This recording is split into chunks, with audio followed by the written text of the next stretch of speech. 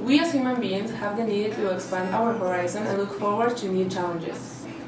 Communication has given us the tools to do it, and fortunately, business, being an organization and an economic system, has helped us communicate. Trade has opened doors to relations between countries. However, these can damage them as well. Business is extremely important to a country's economy because businesses provide both goods and services and jobs. Businesses do these things much more efficiently than individuals could on their own, are the means by which we get most of the goods and services that we as consumers want and need. Business are also the means by which many people get their jobs. Create job opportunities because they need people to produce and sell their goods and services to consumers. Businesses are important because they provide goods, services, and jobs. Without these things, nations' economies will be much smaller and weaker than they are. In a world with constant change and innovation, the relationship and communication between countries is necessary to achieve effective deals and continue moving towards a more prosperous future. So I need you more than anybody else. Oh, I need you. Oh, and I need you now. Most of us have experienced cultural shocks in a different country. But imagine this happening while doing business. It could be a total disaster, right? So today, I'm gonna show you how to avoid them, or at least try to prevent them. So I would like to teach you how to have the best interaction with your associates and have a great deal while being in England. British English pronounces consonants more clearly than many other English-speaking countries. Avoid speaking too quickly or slurring words, or you could come across as unprofessional. Make an effort to speak in complete sentences. The English generally find the North American habit of trailing off in the mid-sentence irritating. Try to maintain a low or moderate tone of voice at all times. English business people are generally interested in long-term relationships rather than quick deals. Once they decide they want to do business with you, the English can be blunt, direct, and probably will not hesitate to speak their minds. Before this transition occurs, however, it is necessary to give them the necessary time to make an assessment of you. During initial meetings, facial expressions are kept to a minimum, and consequently, it may be difficult to perceive what the other participants are thinking. Aggressive sales techniques such as a hard sell or denigrating another company's product or service will not be well received. Humor is often an important part of business discussions in England, and having a repertoire of jokes and anecdotes can be an asset. Characteristics of British humor include not stating the obvious, as well as implying the opposite of what is being said. Be warned, the English can use humor, especially irony or sarcasm. The first thing that I'm going to give you is how to introduce yourself. As we know, in Mexico it's really common to be friendly to a person you just met. But in England, this doesn't occur. If you meet someone in England, I would recommend you just to shake their hands firmly. It's really common and I think it's quite simple, right? Another thing is that in England, personal space is really valuable. So please, do not stare at people or get really close to them, because that might be considered as a weird action or even rude to them. But not only greetings are important to know how to do business in England, you would also want to know how to address someone. In England, you should normally call people by their last name unless they tell you not to do so.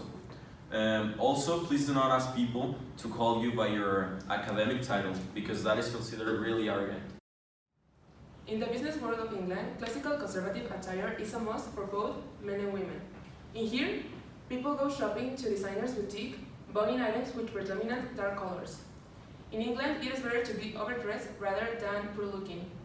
If you want to avoid all of these troubles and confusion, you can just call the company and ask for the specific dress code.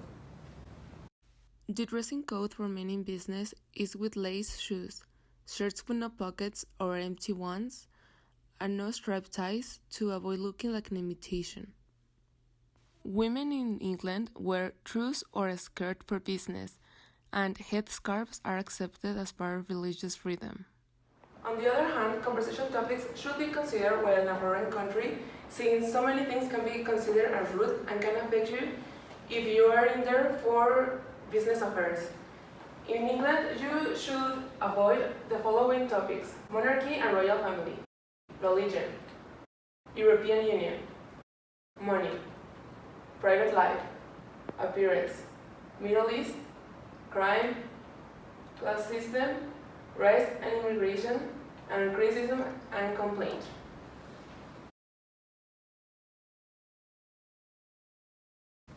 But what about the point of the meeting? How that occurs and when they are done?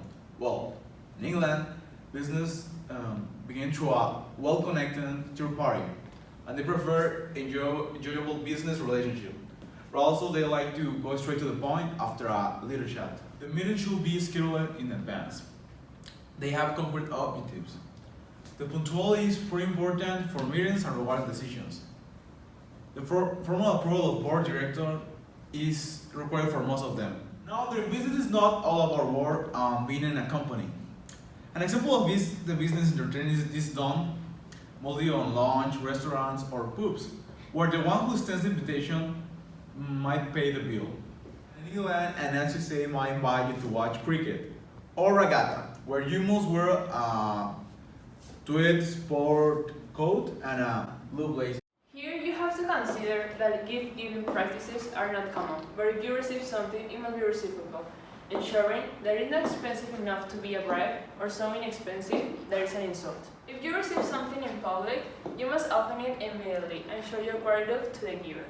And in case you receive a dinner invitation from your business colleagues, you must bring a bottle of wine, and if it's possible, some small gifts such as chocolates or flowers, making sure that they are not roses or white lilies.